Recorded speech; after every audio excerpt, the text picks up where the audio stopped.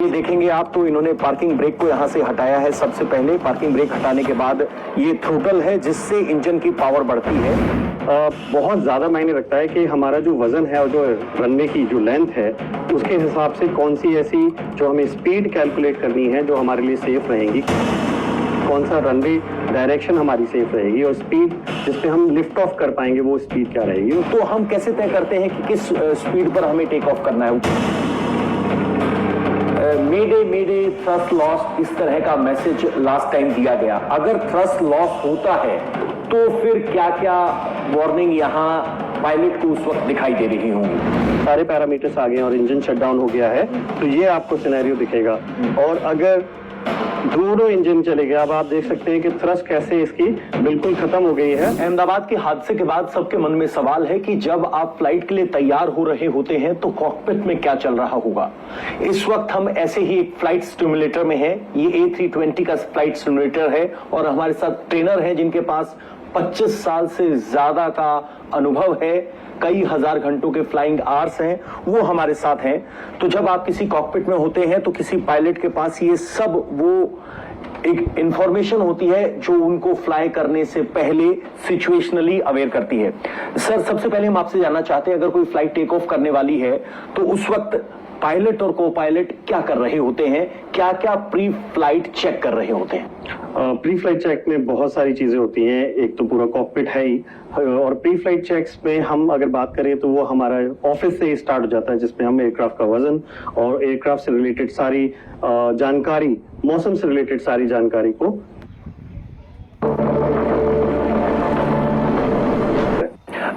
इस फ्लाइट में 242 यात्री थे क्रू मेंबर के साथ। लंदन जाना था, 1.25 लाख लीटर फ्यूल था। तो ये वेट प्री फ्लाइट टेस्टिंग के दौरान क्या मायने रखता है और इस इंफॉर्मेशन का क्या इस्तेमाल होता है।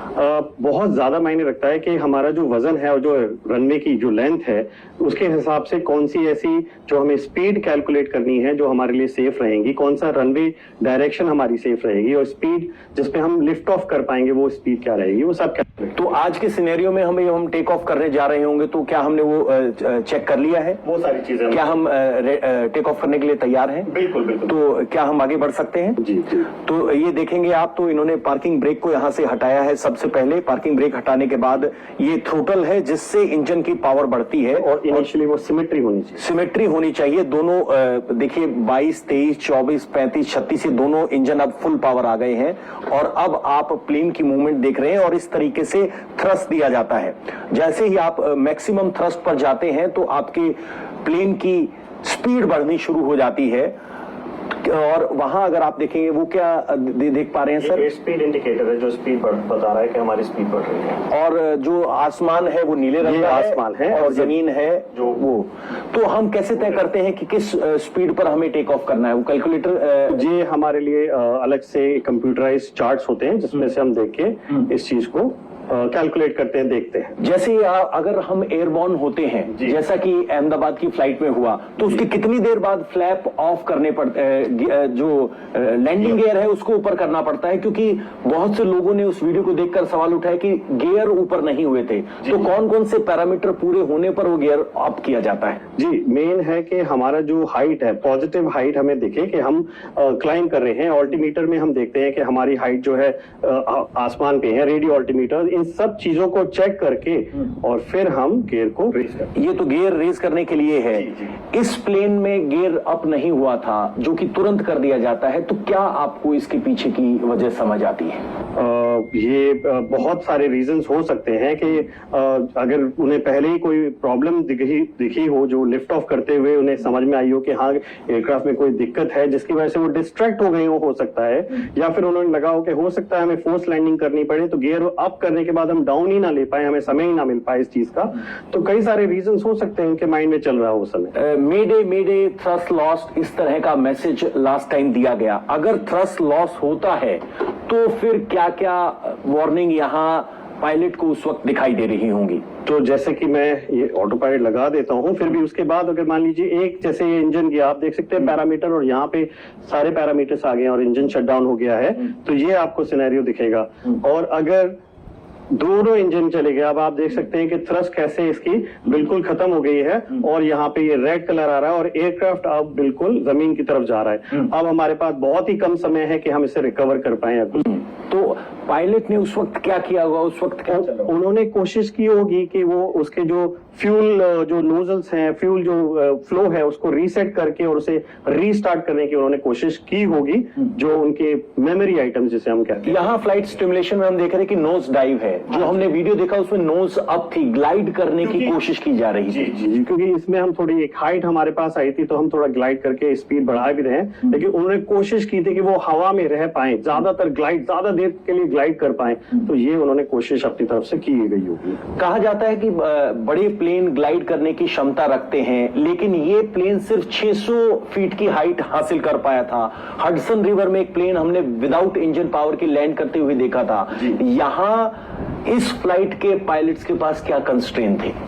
इनके पास हाइट, इनके पास ऊंचाई नहीं थी। ऊंचाई, क्योंकि किसी चीज को ग्लाइड करने के लिए भी पहले उसे एक ऊंचाई पे ले जाना पड़ता है ताकि वो हवा के माध्यम से और हेल्प से, मदद से उसको ग्लाइड कर सके।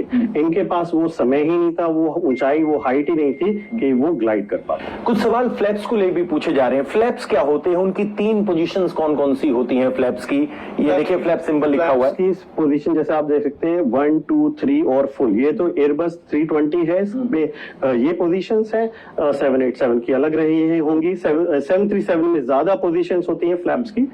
फ्लैप्स लिफ्ट ऑगमेंटेशन डिवाइस होता है जो लिफ्ट को बढ़ा देता है छोटे रनवे पे या फिर रनवे पे landing distance, take off distance को कम करने के लिए वो हेल्प में आता है। तो फ्लैप्स बहुत महत्वपूर्ण होती हैं किसी भी फ्लाइट में लिफ्ट हासिल करने के लिए, खास तौर पर टेक ऑफ और लैंडिंग के वक्त। जी बिल्कुल, लेकिन सिर्फ फ्लैप नहीं, सबसे ज्यादा इंपॉर्टेंट होता है थ्रस्ट। अगर किसी एयरक्राफ्ट में थ्रस्ट नहीं होता तो आप क्लाइंब नहीं कर सकते। थ्रस्ट ही है जो उस जो लिफ्ट, हम जिसे बार बार लिफ्ट बोलते हैं, जो विंग हमारा प्रोड्यूस करता है, वो थ्रस्ट की स्पीड बढ़ाने की वजह से हमारी वो लिफ्ट प्रोड्यूस होती है। बहुत से लोगों के मन में सवाल होगा कि लिफ्ट नहीं मिली, लिफ्ट नहीं मिली, इंजन फेल हो गए, दोनों इंजन की पावर नहीं रही। कितना कॉमन है दोनों इंजन को लूज करना, और अगर इंजन लूज हुए तो क्या क्या पॉसिबल सिनेरियोस हैं?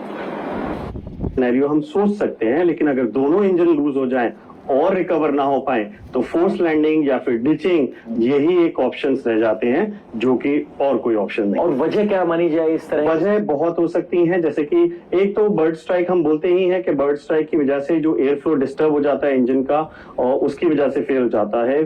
फ्यूल की तकनीकी खराबी की वजह से इंजन फेल हो सकता है, और एकदम से हाई थ्रस्ट देने की वजह से जो एयर फ्लो है अंदर इंजन में वो डिस्टर्ब कई बार हो जाता है, जिसे हम इंजन स्टॉल भी बोलते हैं। तो ये कई रीजंस हैं। फ्यूल नहीं आता उसे हम फ्लेम आउट बोलते हैं, और बर्ड स्ट्राइक या कोई और रीजन होता है तो उसे इंजन डैमेज बोलते हैं। इंजन डैमेज बोलते हैं। तो वो ये सारी सिनेरियोस हैं। एक फाइनल सवाल, अगर हम वीडियो को देखें तो 7 से 8 सेकंड इनबॉर्न रहे वो फ्लाइट में, उसके बाद वो क्रैश होते हुए दिखाई दिया। क्या 8 सेकंड में पायलट के पास कोई विकल्प थे जो कुछ कर पाते? ये बहुत ही इम्प्रैक्टिकल है, और मुझे लगता है कि जो भी वो कोशिश या सोच सकते थे उस समय में कर सकते थे, तो उन्होंने कोशिश की होगी। बाकी इस बारे में कहना बड़ा मुश्किल है, क्योंकि बहुत ही कम समय है कि आप कोई डिसीजन लेके, और जब आपके पास कोई और विकल्प ही नहीं है, आसपास पे कोई पानी का कोई सोर्स नहीं दिख रहा है जहाँ पे आप डिचिंग, सिचुएशनल अवेयरनेस नहीं है, हाइट ज्यादा नहीं है।